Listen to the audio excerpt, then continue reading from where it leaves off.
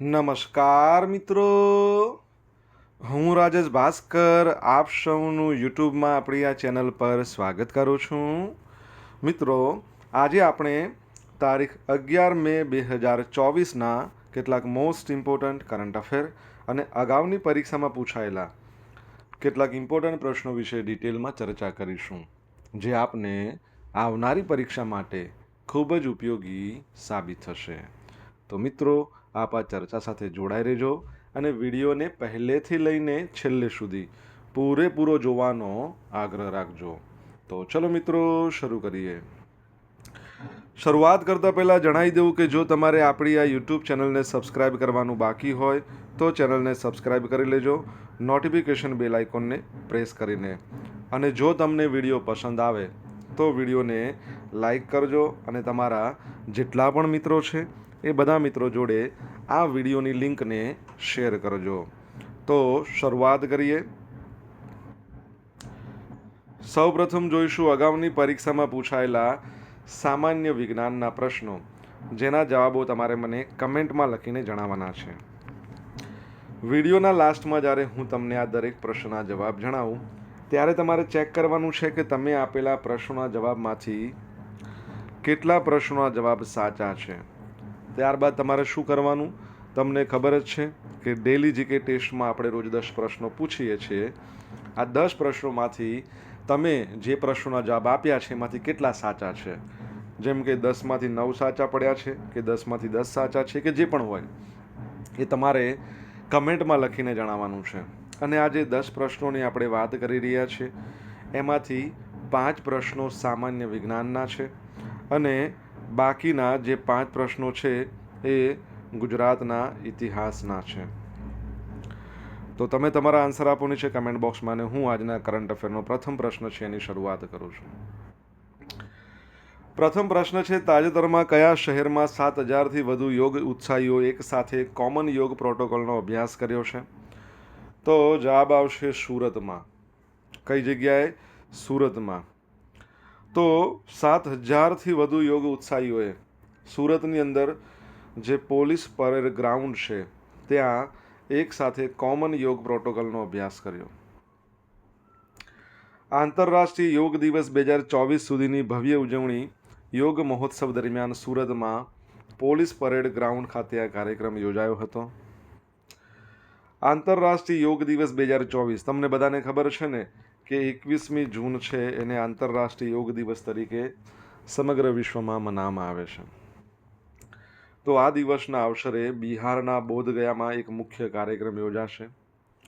2015માં જ્યારે સંયુક્ત રાષ્ટ્ર દ્વારા 21મી જૂનને આંતરરાષ્ટ્રીય યોગ દિવસ જાહેર કરવામાં આવ્યો હતો, અને આ યોગ દિવસ નિમિત્તે આયુષ મંત્રાલય, મોરારજી દેસાઈ રાષ્ટ્રીય યોગ સંસ્થા, આ બંને ભેગા મળીને 100 દિવસ, 100 શહેરો, 100 સંસ્થાઓ આ ઝુંબેશના ભાગરૂપે સમૂહ યોગ પ્રદર્શનો અને સત્રોની શ્રેણીનું આયોજન કરી રહ્યું હતું. બરાબર છે. તમને ખબર છે ગયા વર્ષે 2023માં આંતરરાષ્ટ્રીય યોગ દિવસ સુરતમાં યોજાયો હતો અને એક વર્લ્ડ રેકોર્ડ થયો હતો. 1.5 લાખ કરતાં વધુ લોકો આમાં જોડાયા હતા.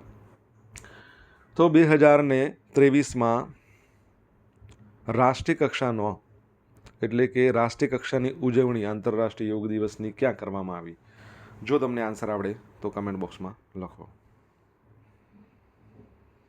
ભારતમાં દર વર્ષે નેશનલ ટેકનોલોજી દિવસ ક્યારે ઉજવવામાં આવે છે? તો આજનો દિવસ એટલે કે 11મી મે નેશનલ ટેકનોલોજી દિવસ. વિજ્ઞાન અને ટેકનોલોજી ક્ષેત્રે સંકળાયેલા જે વૈજ્ઞાનિકો છે, જે સંશોધકો છે, એન્જિનિયરો છે અને અન્ય તમામ લોકોની સિદ્ધિઓની યાદમાં દર વર્ષે 11મી મેના રોજ રાષ્ટ્રીય ટેકનોલોજી દિવસ ઉજવવામાં આવે છે. સૌ પ્રથમ વખત આ દિવસ મનાવવામાં આવ્યો હતો 11મી મે 1999ના રોજ. તમને ખબર છે 1998માં ભારતે રાજસ્થાનના ભારતીય સૈન્યની જે પોખરણ પરીક્ષણ શ્રેણી છે ત્યાં શક્તિ 1 કરીને પરમાણુ મિસાઇલનું સફળતાપૂર્વક પરીક્ષણ કર્યું હતું. ઓપરેશન શક્તિ એને કહેવાતું હતું. આ ઓપરેશન શક્તિ 1 અથવા પોખરણ 2 કહેવાતું હતું અને તેને ડૉક્ટર એપીજે અબ્દુલ કલામના નેતૃત્વમાં કરવામાં આવ્યું હતું. આ પરીક્ષણ પછી ભારત એક પરમાણુ રાષ્ટ્ર બને છે. વિશ્વના રાષ્ટ્રોમાં પરમાણુ ક્લબમાં જોડાનાર 6થો દેશ બને છે. આને પોખરણ 2 કહેવાય છે. તમને ખબર છે 1974માં પ્રથમ વખત ન્યુક્લિયર ટેસ્ટ કરવામાં આવ્યો, જેનું કોડ નેમ હતું સ્માઇલિંગ બુદ્ધા. એ વખતે ઇન્દિરા ગાંધીની સરકાર હતી. 1998માં અટલ બિહારી વાજપેયીજીની સરકાર હતી. આ વર્ષની જે થીમ છે રાષ્ટ્રીય ટેકનોલોજી દિવસની, એ છે from school to startups, igniting young minds to innovate. એટલે યુવાનોના મગજને ઇનોવેટ કરવા માટે પ્રજ્વળ કરવા. બરાબર છે. હવે વિજ્ઞાન દિવસ તમને ખબર છે ભારતમાં 28મી ફેબ્રુઆરી મનાવવામાં આવે છે. ચલો એક પ્રશ્ન, ભારતમાં એન્જિનિયર્સ ડે ક્યારે મનાવવામાં આવે છે? તમને આન્સર આવડે તો કમેન્ટ બોક્સમાં લખીને જણાવો. 17નો જાદુ, 4નો જાદુ, નીતિ આયોગ, RBI બધા શોર્ટ્સ છે, તમારે જોવાના બાકી હોય તો જોઈ લો. તમને પસંદ આવે તો લાઈક કરજો, તમારા મિત્રો જોડે એને શેર કરજો, અને આપણી યુટ્યુબ ચેનલને હજુ પણ સબસ્ક્રાઈબ ના કરી હોય તો સબસ્ક્રાઈબ કરજો, નોટિફિકેશન બેલ આઇકોનને પ્રેસ કરીને.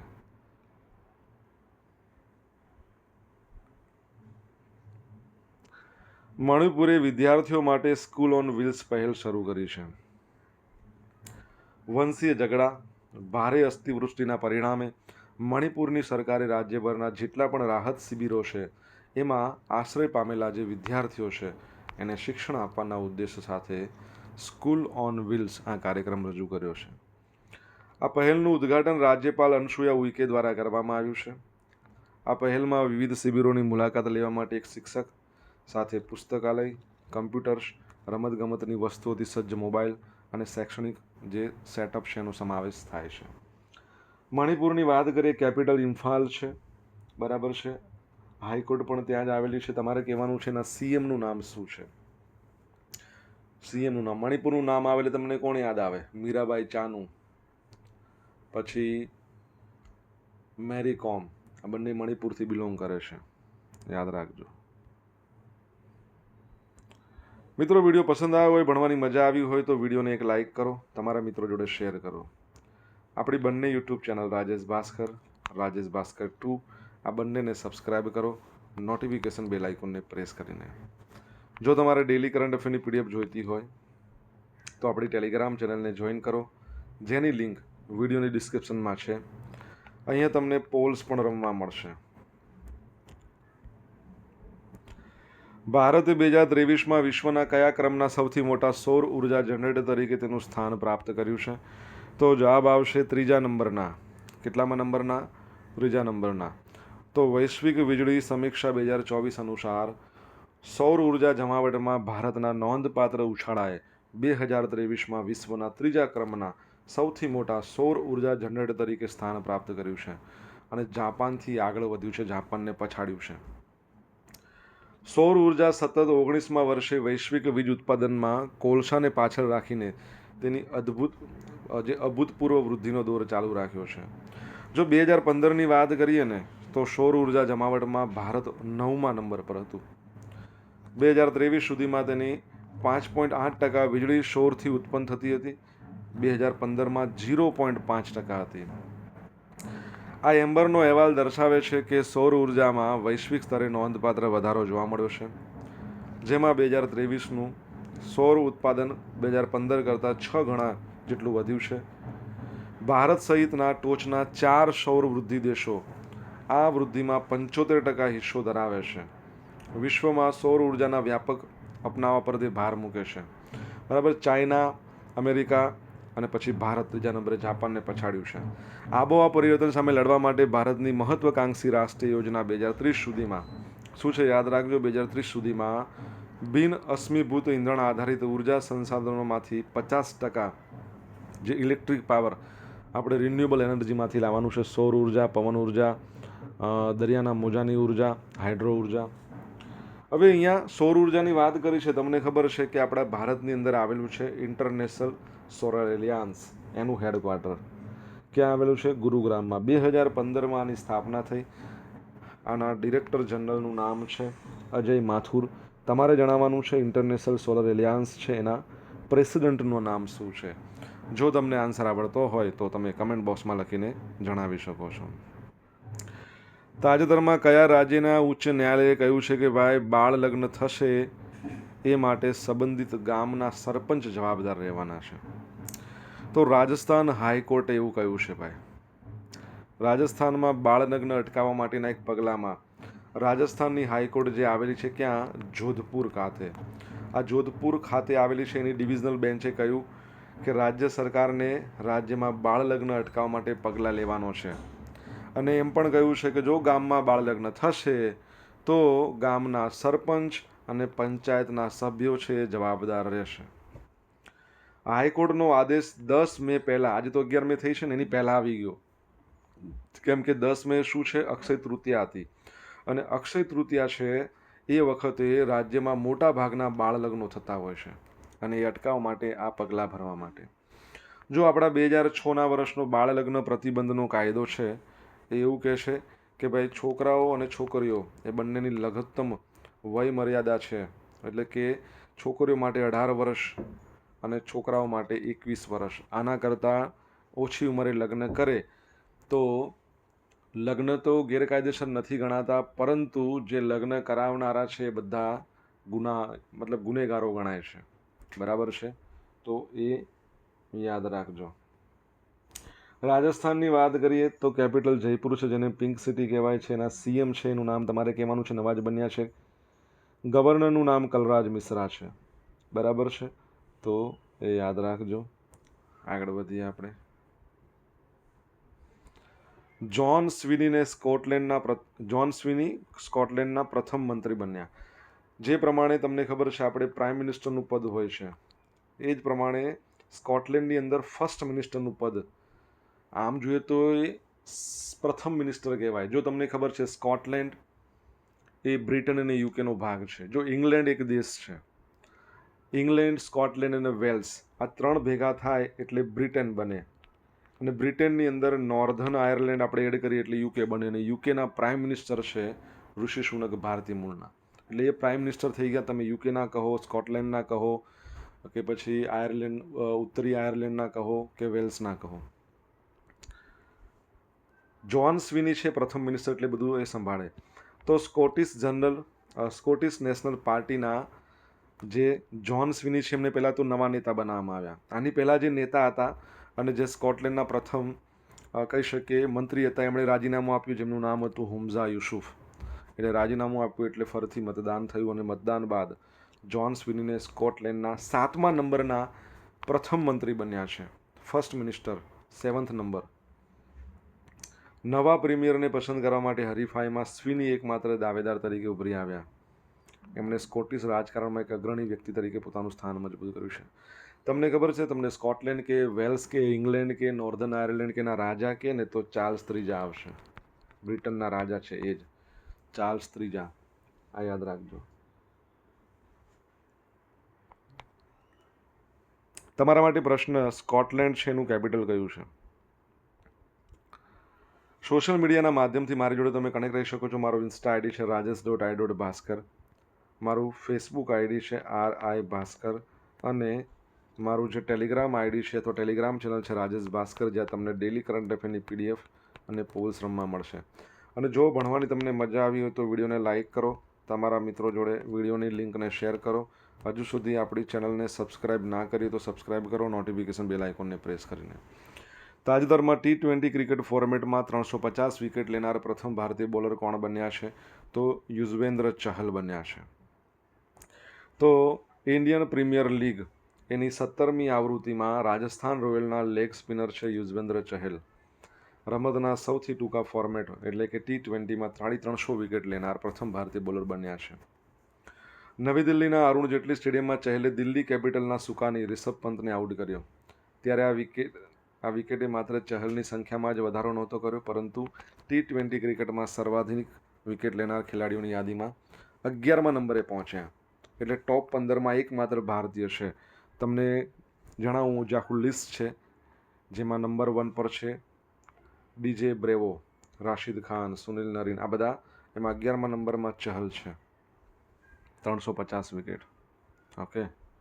IPLનું આ વર્ષે કેટલામા નંબરનું સંસ્કરણ છે? 17મા નંબરનું. WPLનું સંસ્કરણ બીજા નંબરનું હતું, જે રોયલ ચેલેન્જર્સ બેંગલુરુ જીત્યું, એ યાદ રાખજો. તમને ખબર છે T20ની અંદર 500 સિક્સર મારનાર કોણ છે આપણા ભારતીય? કમેન્ટમાં લખો. આઈસીસી મહિલા T20 વર્લ્ડ કપ 2024 એની 9મી આવૃત્તિ 3થી 20 ઓક્ટોબર દરમિયાન બાંગ્લાદેશમાં યોજાવાની છે. ટોટલ 10 ટીમો ભાગ લેશે અને 23 મેચ રમાવાની છે. બાંગ્લાદેશમાં 2 જગ્યાએ આ મેચો રમાવાની છે. ઢાકામાં શેરે બાંગ્લા નેશનલ ક્રિકેટ સ્ટેડિયમ અને સિલ્હેટમાં સિલ્હેટ ઇન્ટરનેશનલ ક્રિકેટ સ્ટેડિયમમાં. આ વાત થઈ છે મહિલા T20 વર્લ્ડ કપ. તમારા માટે પ્રશ્ન, ICC men's T20 world cup છે એનું આયોજન 2 દેશમાં થવાનું છે. એ કયા કયા દેશો છે તમને ખબર હોય તો કમેન્ટ બોક્સમાં લખીને જણાવો. હવે મિત્રો જોઈશું અગાઉની પરીક્ષામાં પૂછાયેલા સામાન્ય વિજ્ઞાનના પ્રશ્નો. પહેલો પ્રશ્ન, એલ્યુમિનિયમના ઉત્પાદનમાં કાચી ધાતુ તરીકે શાનો ઉપયોગ થાય છે? તો બોક્સાઇટ. ટેલિવિઝનની શોધ કોણે કરી? J.L. બિયર્ડ. રેડિયમના રેડિયોએક્ટિવ એલિમેન્ટની શોધ કોણે કરી હતી? તો મેરી ક્યુરી અને પેરી ક્યુરી. લાઇટ યરનો ઉપયોગ કયા હેતુસર કરવામાં આવે છે? તો અંતરની ગણતરી કરવા. શું છે? અંતરની ગણતરી કરવા. તારાઓ વચ્ચેના અંતરો છે, બરાબર છે, એ ગણવા માટે આનો ઉપયોગ કરવામાં આવે છે. કયા કણો તટસ્થ કણો કહેવાય છે? તો ન્યુટ્રોન, બરાબર છે, તટસ્થ કણો કહેવાય છે. હવે મિત્રો જોઈશું અગાઉની પરીક્ષામાં પૂછાયેલા ગુજરાતના ઇતિહાસના પ્રશ્નો. પહેલો પ્રશ્ન, સમ્રાટ અશોકનો શિલાલેખ ગિરનારની તળેટીમાં કયા કુંડની નજીક આવેલો છે? શું છે? કયું કુંડ? તો જે કુંડમાં નરસિંહ મહેતા રોજ સવારે નાહવા જતા ત્યારે રામગરી ગાતા, પાછા આવતા ત્યારે પ્રભાતિયા ગાતા હતા, એવો દામોદર કુંડ. ભારત દેશના સૌપ્રથમ ગુજરાતી વડાપ્રધાન મોરારજી દેસાઈ અને બીજા નંબરના ગુજરાતી નરેન્દ્ર મોદી. શ્રી કૃષ્ણના બાળપણના મિત્ર સુદામા ક્યાંના વતની હતા? પોરબંદર, એટલે એને સુદામાપુરી કહેવાય છે.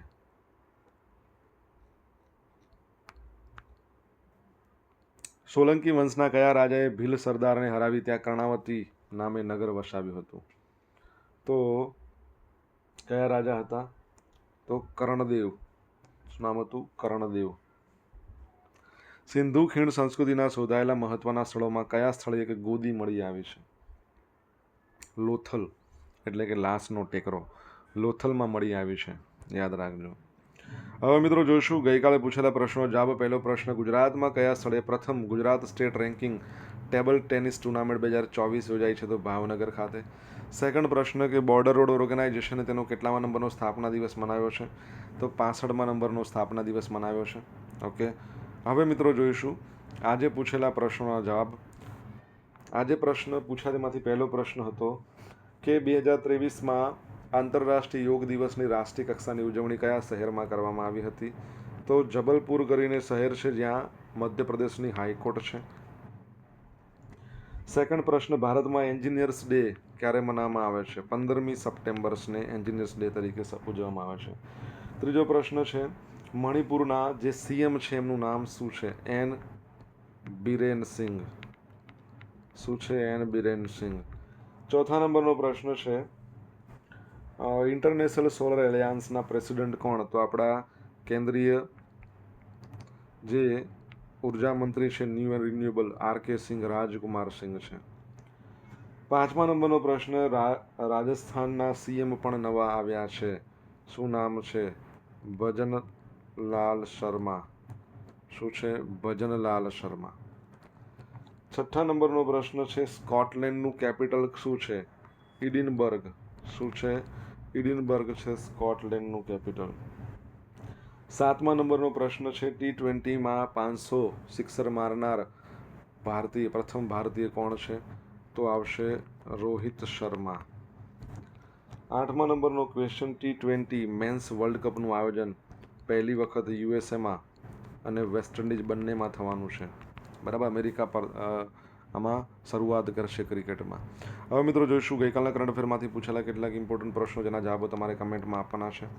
પહેલો પ્રશ્ન, તાજેતરમાં કયા રાજ્યમાં કેટફિશની નવી પ્રજાતિ ગ્લાયપ્ટોથોરેક્સ પુણ્યબ્રતાની શોધ થઈ છે? સેકન્ડ પ્રશ્ન, તાજેતરમાં કયા દેશ સાથે ભારતે આગામી 5 વર્ષ માટે તેના સનદી કર્મચારીઓને તાલીમ આપવા માટેના કરાર કર્યા છે? જો જવાબ આવડે તો કમેન્ટ બોક્સમાં લખજો. તો મિત્રો આ હતા આજના દિવસના કેટલાક મોસ્ટ ઇમ્પોર્ટન્ટ કરંટ અફેર.